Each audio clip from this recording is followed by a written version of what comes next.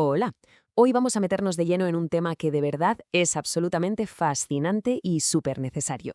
Vamos a hablar de las variaciones somáticas humanas. Y bueno, es normal preguntarse, ¿por qué es tan importante entender la diferencia entre nuestra diversidad física y nuestra diversidad cultural?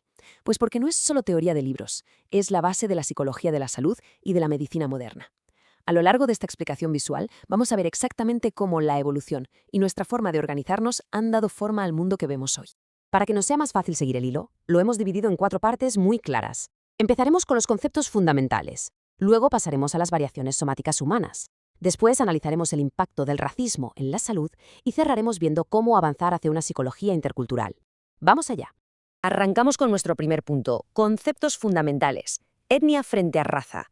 Aquí el objetivo principal es trazar una línea súper clara entre la realidad cultural y ese mito biológico de la raza. A ver, lo realmente interesante aquí es que la etnia no tiene nada que ver con el aspecto físico. Se trata de lo que compartimos por dentro como grupo. Hablamos de un idioma común, una historia compartida y unas normas sociales propias. Si nos fijamos en un país con una diversidad tan inmensa como el Perú, los ejemplos saltan a la vista. Tenemos a los quechas en la sierra, los aymaras en Puno o los asháninkas en la selva central. Cada uno de estos grupos tiene una cosmovisión única. Esa es su verdadera identidad, su etnia. Sin embargo, el concepto de raza ha funcionado históricamente de una manera, bueno, muchísimo más superficial. Básicamente se ha usado para meter a las personas en cajones basándose solo en rasgos físicos observables, que si un tono de piel concreto, que si un tipo de pelo determinado, era un sistema de clasificación que ignoraba de un plumazo toda esa increíble riqueza cultural e histórica que acabamos de mencionar.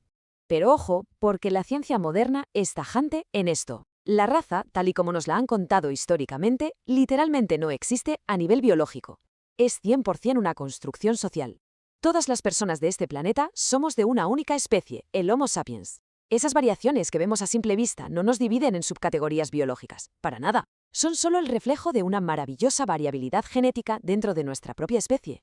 Entonces, si ponemos ambos conceptos frente a frente, la cosa queda clarísima. La etnia echa sus raíces en una identidad cultural compartida, mientras que la raza es un invento social sin ninguna base científica. Pongamos un caso práctico. Una persona quechua hablante de Cuzco y otra de Ayacucho pueden tener rasgos físicos un poco distintos, claro, pero comparten la misma etnia. Lo que de verdad les une es su lengua, sus tradiciones y su historia. El vínculo cultural pesa muchísimo más que cualquier pequeña diferencia física.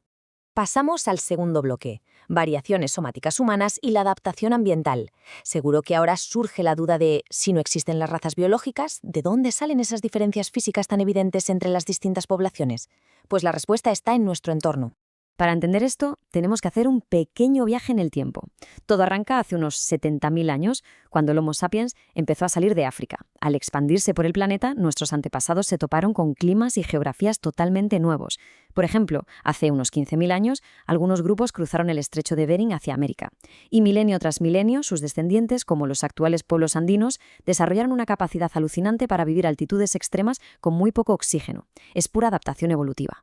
Literalmente, nuestro cuerpo reaccionó al clima. Piensa en el color de la piel. Los tonos más oscuros evolucionaron cerca del ecuador como un protector solar natural contra los fuertes rayos ultravioleta. Pero en latitudes más al norte, la piel se fue aclarando para poder sintetizar la vitamina D con la poca luz que había. Pasa lo mismo con el pelo. Un cabello grueso y muy rizado creaba una cámara de aire ideal para proteger la cabeza del calor extremo. Vamos, que nuestros cuerpos se fueron esculpiendo en perfecta sintonía con la geografía a nuestro alrededor. Llegamos al tercer punto, y aquí la cosa se pone más seria. El impacto del racismo en la salud. Si tenemos tan clara la biología, ¿qué pasa cuando una construcción social se usa como un arma? Vamos a ver cómo ese concepto inventado de la raza ha perjudicado y sigue perjudicando hoy a la salud pública y al bienestar mental. Echando la vista atrás, inventarse esto de las razas sirvió básicamente para justificar quién mandaba. En la época colonial, en lugares como el Perú, se montó un sistema de castas súper rígido. Los colonizadores españoles se pusieron en la cima y relegaron a los pueblos indígenas y a las poblaciones africanas esclavizadas a lo más bajo de la pirámide social. Y claro, esas barreras no se esfumaron por arte de magia con el tiempo, dejaron unas fracturas estructurales enormes en el acceso a la educación y a la sanidad que a día de hoy siguen provocando una desigualdad tremenda. Y todo esto tiene consecuencias reales en los centros de salud actuales. El coste psicológico es brutal. Piensa que sufrir discriminación constantemente genera un estrés crónico que dispara los riesgos de depresión y ansiedad severa. Además, imagínate ser un paciente aymara, llegar a un hospital y que nadie hable tu idioma. Esa barrera de comunicación genera una angustia enorme y hace que sea dificilísimo seguir bien un tratamiento. Por no hablar de los sesgos inconscientes de algunos profesionales médicos, que pueden llevar incluso a minimizar el dolor de un paciente indígena solo por culpa de estereotipos preconcebidos. Para poner esto en perspectiva, fíjate en este dato tan duro que nos dan las estadísticas. Las mujeres indígenas de la sierra y la selva sufren tasas de mortalidad materna mucho más altas que las mujeres urbanas de la costa. Y ojo, no hay ninguna razón biológica detrás de esto, cero. Es el resultado directo de lo que acabamos de hablar. Cuando juntas distancias geográficas inmensas, con un sistema de salud que no entiende una cultura distinta, y le sumas la discriminación histórica, las estadísticas se vuelven letales. Un ejemplo tristísimo y muy reciente de esta brecha lo vivimos durante la pandemia. En las comunidades indígenas andinas y amazónicas, el simple hecho de estar aislados lingüísticamente fue un riesgo mortal. Como faltaba información sanitaria básica y preventiva en sus propias lenguas, el miedo y la desesperanza se dispararon.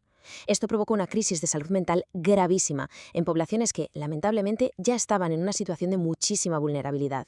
Y entramos en nuestro último apartado, hacia una psicología intercultural. La buena noticia es que tener clarísimo el problema es el primer paso para solucionarlo. Vamos a ver cómo disciplinas como la antropología nos dan las herramientas exactas para reparar esa confianza y ofrecer, por fin, una atención sanitaria verdaderamente justa. Aquí, la clave absoluta es el enfoque intercultural. Es decir, no mirar la salud solo como la ausencia de una enfermedad física. Para muchas comunidades indígenas, estar sano significa mantener un equilibrio profundo con la naturaleza, con tu gente y con el mundo espiritual. Es vital que los profesionales desarrollen esa sensibilidad cultural. Y eso empieza por mirar hacia adentro, reconocer nuestros propios prejuicios para no repetirlos sin darnos cuenta y saber adaptar nuestro trabajo a la forma en la que el paciente entiende su propio bienestar. Bajemos esto a la tierra con un caso práctico en un centro de salud de Puno. Un profesional que realmente aplica este enfoque no va a llegar imponiendo sus creencias occidentales, hará lo posible por trabajar con un intérprete o incluso aprenderá nociones básicas de aymara. Se sentará, escuchará cómo el paciente percibe lo que le pasa y, si es médicamente seguro, no dudará en integrar prácticas tradicionales con la medicina convencional. Al final del día, se trata de crear un espacio donde el respeto incondicional sea la norma. Ya estamos terminando nuestro análisis de hoy y quiero dejar esta pregunta para la reflexión. ¿Cómo garantizamos de verdad una atención equitativa en sociedades con tantas culturas y etnias distintas? Requiere un esfuerzo enorme y muy consciente de todos. Tenemos que recordar siempre lo que hemos visto hoy. Nuestras diferencias físicas son solo la prueba increíble de cómo nos hemos adaptado al planeta a lo largo de milenios. Nunca, jamás, deberían ser muros que decidan quién recibe un trato digno en un hospital. Hay una frase de los textos originales que es perfecta para cerrar. La diversidad es nuestra riqueza, la equidad nuestro compromiso.